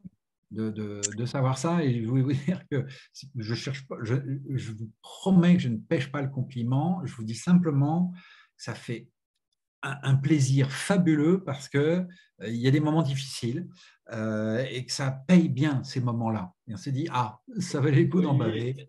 Sophie, tu veux rajouter une petite couche, je suis sûre. Le livre le plus important pour le mouvement de ligne et l'industrie française. Et on est 18 à t'écouter. Il y en aura un peu plus de sécurité. C'est bien, ça résume assez bien le problème. C'est que je crois que moi, la semaine dernière, j'étais dans l'usine de moteurs de D-Side de Toyota. Ouais. Et je me souviens, il y a quelques années, j'avais visité l'usine de moteurs de je ne sais plus où, de PSA Framery, je crois. Et c'est juste qu'il n'y a pas photo, quoi. Sachant que ces moteurs sont conçus au Japon, les process sont conçus au Japon, mais juste industriellement, les gens déjà un peu de métier, il n'y a vraiment pas photo. Et tout ça vient de ce que tu as écrit dans ce livre, tout ça vient de l'ingénierie. Donc, tu as écrit, et je suis ravi d'avoir enfin, en lecture, tu as écrit le livre qui est sans doute le livre le plus important du mouvement libre. Et en plus, il a le mérite de ne pas avoir les conneries de liqueur, de value stream mapping et tout ça dedans. Oui. Alors, il ne faut pas en vouloir à Liker uniquement là-dessus quand même. Si, j'en veux à Liker. Il a apporté de belles choses. Ils ont fait de très belles choses. Et après, ils ont fait l'usine américaine de value stream mapping parce que ça les fait bouffer. Oui. Qui nous a complètement détourné de justement ce que tu écris dans le bouquin, qui est pour moi le cœur du truc. Le cœur, ouais, c'est le cœur du réacteur, en fait. Le cœur du réacteur. Il faut quand même que je te dise, Michael, je ne sais pas, et moi à l'époque, j'avais été frappé par la transformation dans nos usines quand j'avais été voir les nouvelles unités de production du moteur PSA PureTech, du moteur EB.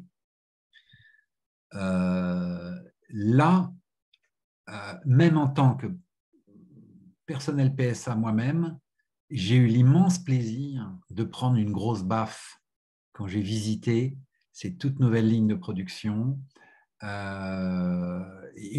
baffe de plaisir, c'est-à-dire de constater. Alors, c'est certainement pas aussi bien que ce qu'on peut faire dans certaines usines moteurs. Je pense à des usines moteurs polonaises, je crois, de Toyota.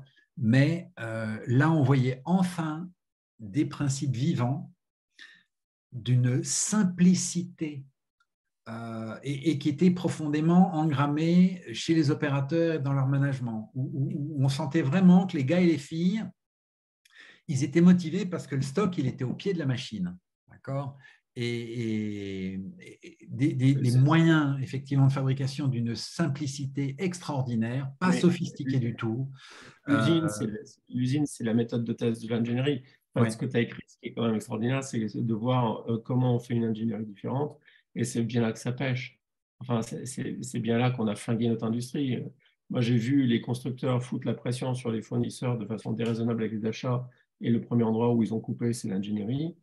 J'ai vu, notre génération, on l'a vu, l'arrivée du CAD, où brutalement les gens jouent au Tetris et plus personne ne comprend comment vit la matière. Et on enlève les usines. Pardon ? Et on enlève les usines, on les éloigne. Et après, on enlève les usines qui sont la méthode de test de l'ingénierie. Et donc, je trouve que c'est vraiment super d'avoir fait ce bouquin parce que ça nous ramène au cœur du problème. C'est de comprendre justement les discussions qu'on a là, c'est quelle est la partie des standards qu'il faut respecter, quelle est la partie flexible. Et l'autre partie, c'est le fait que l'ingénierie doit être une université. C'est pas, tiens, voilà le bouquin, voilà le manuel, voilà les standards appliqués. Non, c'est sans arrêt de comprendre qu'on est sur des problèmes très, très compliqués. Exactement ce que tu disais, c'est que les perspectives différentes nous permettent de mieux comprendre le truc. Donc, vraiment, je suis ravi que tu aies fait cet effort. Je sais que ce n'était pas facile. Mais franchement, ça vaut le coup. Et maintenant, je ne sais pas comment on fait plus pour le diffuser, convaincre, je ne sais pas. Mais c'est vraiment un des livres les plus importants de ce qu'on a fait dans le livre. Merci, tes compliments me vont droit au cœur. Je ne suis pas absolument persuadé de les mériter. Je serais bien tenté de te répondre, et vous en êtes un autre, cher monsieur. Je pense que quand on est à des moments, on est au bon endroit, au bon moment, on ne fait pas exprès. Oui, c'est vrai. Toi, c'était ça sur Engineering. Moi, j'ai vu ça sur Toyota qui montait les usines en Europe et qui intégrait les fournisseurs. Tu veux dire, à un moment donné, on a été sur quelque chose qu'on ne comprend souvent pas d'ailleurs. Et je pense que quand on a été à cet endroit-là, c'est notre responsabilité d'essayer de partager ce qu'on a vu. Travail d'anthropologue, quoi. Oui. le fait qu'en face, personne, non pas personne, 18 personnes que ça intéresse, c'est un autre débat de société très intéressant. Mais je pense que quand on a la chance d'avoir été là et qu'on a vu quelque chose que les autres n'ont pas vu, c'est comme ce que tu racontes quand tu mets le nez dans l'OBEA de l'ingénierie Toyota. À un moment donné, tu vois des trucs, quoi. Il y a une chose qui me revient en tête pour mieux répondre à la question qui m'a été posée tout à l'heure sur mais qu'est-ce que tu as changé, qu'est-ce que ça t'a amené à changer en toi. Il me revient en mémoire que 2 années de suite, on m'a demandé d'apprendre le lean management à des jeunes ingénieurs en école d'ingénieurs, des jeunes apprentis. Et j'ai commencé par leur dire non, mais attendez, non, arrêtez. Surtout, alors, le summum, c'est quand il faut faire des quiz. Hein, parce que s'il n'y a pas une note, on ne peut pas évaluer les gens. Mais oui. Bon, alors, j'ai déjà la satisfaction. Mouda. J'ai la satisfaction parce que j'ai découvert à cette occasion que les élèves évaluaient leurs profs. Et je ne suis pas de la génération où ça se faisait. Donc déjà, on m'a dit ah ben voilà vos évaluations, monsieur Soulier, vos évaluations. Mais attendez, je vous ai déjà rendu celles de mes étudiants. Non, les notes qu'ils vous donnent. Ah bon? Ah, me dit, rassurez-vous, hein, ça se passe très bien, ils sont unanimes. Hein. On n'a jamais vu un prof comme ça. Je dis, c'est bien ou c'est pas bien? En fait, je me suis assez rendu compte que ce cours, parce que hélas, c'était un cours. En fait, je leur racontais des histoires d'ingénieurs, des histoires de situations d'ingénieurs que j'essayais d'illustrer. Et je me suis un peu nourri aussi de ces moments passés auprès de jeunes garçons, de jeunes femmes qui étaient obsédés par l'obtention de la note. En plus, c'était une discipline molle, donc ça les embêtait franchement. Et je crois que un élément de réponse à la question posée sur ce que j'ai changé, effectivement, ça m'a aidé à raconter à ces jeunes gens des histoires d'ingénieurs. Et pas uniquement des histoires de lean, des histoires d'ingénierie. Bien pensées ou en tout cas d'ingénierie qui peut mieux fonctionner. Voilà, ça m'a aidé. Mon passage avec Toyota m'a au moins aidé à essayer d'opérer cette transmission. Voilà. Bon, eh ben, écoute, en tout cas, tu vois, enfin, je reviens à ce que je disais au début, hein. Tous les lecteurs qui ont déjà eu le livre en main et qui l'ont lu sont unanimes. Et il y en a qui nous disent qu'ils l'ont commandé, qu'ils l'attendent avec impatience. Donc, au moins 18 personnes, mais peut-être un peu plus, qui ont appris quelque chose avec toi et qui ont partagé cette vision différente de l'ingénierie, en tout cas. Il y a un but caché à ce livre. Si ça peut donner envie d'être ingénieur, ce serait pas mal, parce que c'est quand même un chouette métier. On bâtit du futur dans une activité industrielle qui est vitale. Je crois que c'est Jean-Claude Beer qui nous explique encore récemment que mais sans industrie, on va crever, tout simplement. Arrêtons le faiblesse et arrêtons de vouloir faire des brevets de techniciens supérieurs en incentivisation de la communication partenariale. Enfin bon, vous voyez le genre de choses que je peux évoquer. Et parlons un petit peu du réel et de l'industrie. Donc, si le bouquin peut aider effectivement à donner envie, à dire tiens, il a vécu des histoires sympas et finalement, si être ingénieur, ce n'était pas un peu ce qu'il raconte là, Soulier dans son bouquin, et ça me donne envie d'aller y voir un peu plus. Et ben, je crois que je serais vraiment très, très heureux. Bon, écoute, on a un jeune en apprentissage avec nous, Ibrahima, qui nous dit que étant actuellement en apprentissage, je vous comprends tout à fait, on s'intéresse de plus en plus au sens de l'ingénierie plutôt qu'aux outils uniquement. Ouais. Et donc, ça va dans le sens de ce que tu nous as raconté avec ce livre. Tout à fait. Voilà. Merci pour votre attention. Désolé de vous avoir retenu un peu. Je crois qu'on n'a jamais fait, tu vois, un Lean Connection ou un book club aussi long, donc comme quoi il y avait de la matière. et de Avec l'intérêt. plaisir. Voilà. N'hésitez pas, hein, vous savez que je suis plus ou moins actif sur LinkedIn. Si vous avez d'autres questions, ce genre de choses, n'hésitez pas. Eh ben, merci encore, Olivier, pour ce partage. Merci, Olivier. Mon plaisir, mon Merci plaisir. à tout le monde, à tous Merci ceux pour qui votre étaient là avec question. nous ce Attention. soir.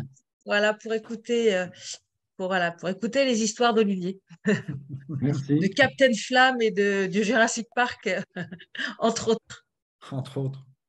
Merci Bonne- beaucoup. Vous pouvez nous bonne retrouver en soirée. replay et en soirée. podcast. Tu nous envoies ça? Voilà. Et puis, alors au mois de mai, je ne sais pas encore si on se retrouve. Peut-être que je vais essayer de faire un spécial Japon. Je vous en dirai plus sur les réseaux sociaux quand je serai un peu plus claire, puisque nous allons aller faire un petit tour au Japon et peut-être qu'on essaiera de faire quelque chose avec ce qu'on aura trouvé là-bas. Je vous souhaite une belle fin de soirée et Merci. à bientôt, j'espère, avec soirée. plein d'histoires de Lynn encore à venir. Merci Ciao, beaucoup. Bonne ciao. soirée. Merci Annelise. Ciao. Merci à tous. Bonne soirée. Bonne soirée.